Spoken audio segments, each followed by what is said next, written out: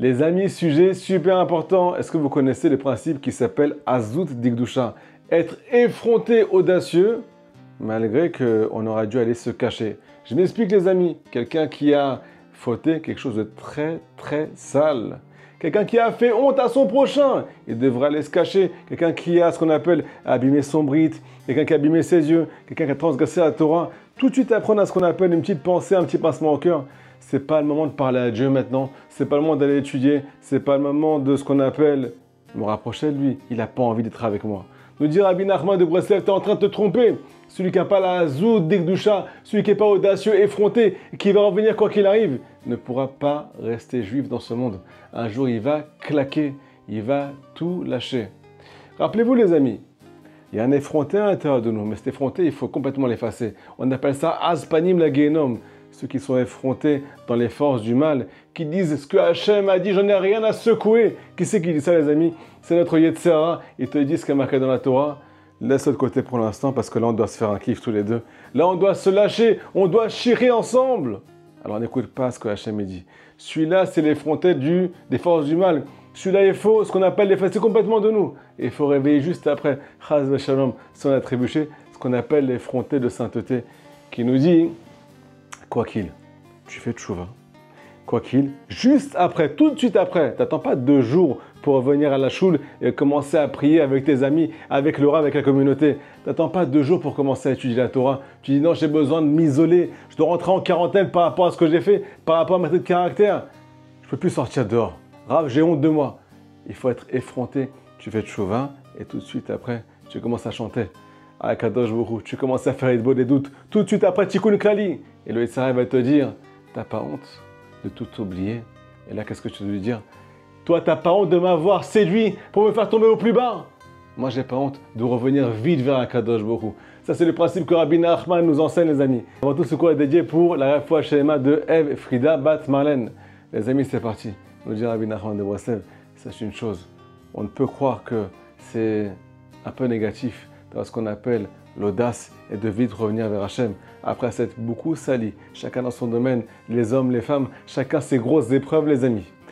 Mais nous dire Rabbeinu Akadosh Baruch Hu, c'est ça, c'est ces juifs-là qu'il aime. Pourquoi? Parce que malgré tout, celui qui est effronté, il va tout de suite revenir. Malgré toutes les fois où on l'a fait tomber, malgré toutes les fois où on l'a éprouvé, tout de suite il est remonté sur le ring. Ça, c'est la fierté d'Akadosh Baruch Hu. Deuxièmement, Rabbeinu Akadosh cite les paroles de nos sages qui sont juste magnifiques, les amis. Est-ce que vous savez pourquoi Hachem nous a choisis parmi toutes les nations? Pourquoi c'est à nous qu'il a donné la Torah? Écoutez la réponse. On s'appelle Azim Shebaomot, les effrontés de toutes les nations.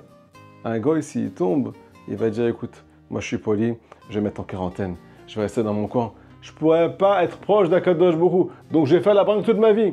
Un juif, s'il est tombé, il va tout de suite revenir. C'est pour ça qu'Hachem nous a transmis la Torah, nous l'a donnée en cadeau, parce qu'il sait très bien qu'on va tout le temps revenir vers elle, même si on s'éloigne d'elle. Grâce à quoi? Grâce à ce qu'on appelle le fait d'être audacieux et de venir chanter juste après avoir fait tes chouvas et vite continuer comme si de rien n'était. Et le Yetzirah va te dire, t'as pas honte. T'as pas honte de continuer comme si de rien n'était. Tu vas lui répondre, et toi, t'as pas honte de m'avoir séduit et de m'avoir éclaté ma neshama. Maintenant, histoire choquante, les amis. Un jour, il y a un tzaddik qui a déclaré quelque chose qui va vous faire froid dans le dos. Et chaz v'shalom, il faut arriver à bien comprendre ce qu'il a dit. Il a dit, si jamais je tombe dans l'adultère, à Dieu ne plaise que personne ne soit éprouvé, les amis, Hachem Ishmo. Alors tout de suite après, je ferai tchouva. Tout de suite après, j'irai au mikvé. Et tout de suite après, j'irai faire mincha. J'irai prier à la synagogue avec 10 personnes. Et je vais prier à Kadosh Baruch Hu de tout mon cœur. Les amis, c'est impossible de faire ça. Imaginez-vous quelqu'un qui tombe aussi bas. Qu'est-ce qui s'est passé? Ce juif-là, il a compris que sans être effronté, on ne va plus jamais revenir à la synagogue. Sans être effronté, on ne pourra jamais dire à Kadosh Baruch Hu, quoi qu'il, je resterai ton fils. Quoi qu'il, je resterai ta fille. Parce que si tu n'es plus sa fille, si tu n'es plus son fils, parce que tu n'es pas effronté, tu vas devenir l'enfant du Yetzirah. C'est lui qui va gérer toute ta vie. Maintenant, les amis, on va expliquer comment arriver à réveiller ce qu'on appelle l'effronterie de sainteté, l'audace de sainteté à l'intérieur de nous. Il y a une parole de Rabbeinu dans Torah Kafbet, Torah 22 du Likutei Moran, qui explique que toutes les voix puissantes qui sortent de nous, s'appelle l'audace de sainteté. Petit exemple, quelqu'un qui vient crier à l'aide des doutes, quelqu'un qui vient prier en criant de toutes ses forces, il a besoin d'hurler vers le ciel. Qu'est-ce qu'il lui dit le corps? Le corps qui est effronté, le corps qui est grossier, le corps qui fait fauter, il te dit, arrête de crier. C'est pas conventionnel, c'est pas poli. Benoît Kadosh nous dit, mais vas-y, va t'exprimer, mais commence à hurler de toute ta neshama, hurle de toutes tes forces pour sortir de ton sommeil spirituel. Ça s'appelle être effronté dans la sainteté. Ne pas écouter la grossièreté et l'audace du corps, mais réveiller l'audace de la neshama. Crier de toutes ses forces pour revenir vers Hachem. Deuxièmement, les amis, une deuxième voix qui est tellement forte. Ce qu'on appelle la anacha, le fait de soupirer. Oh, soupirer sur ses fautes. Rabbi Nachman dit qu'il faut faire ça avant de dormir, très fort. Soupirer comme un animal qui soupire sur ses souffrances. Soupirer de toutes ses forces pour demander pardon à Hachem. Il a marqué dans nos sages que celui qui soupire, alors ça brise le corps. Alors Rabbi Nachman nous dit, tu veux briser la matérialité, tu veux briser la grossièreté du gouffre, le corps qui a fait partir ta neshama à cause de ses fautes. Tu veux que ta neshama revienne, alors soupire, parce que ça brise la matérialité et la neshama revient vers toi.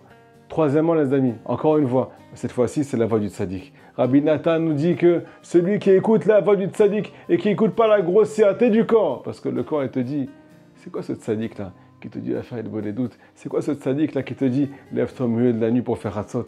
C'est quoi ce tzaddik là qui te transmet les plus grands secrets de la Kabbalah alors que tu n'as même pas commencé à étudier la Torah? C'est quoi le fait de taper des mains, de danser et de chanter à Kadosh Baruch Hu, de faire tes shuvah comme si de rien n'était et te réjouir toute ta vie que tu sois en haut, que tu sois en bas? La grossièreté du corps te dit arrête tes bêtises.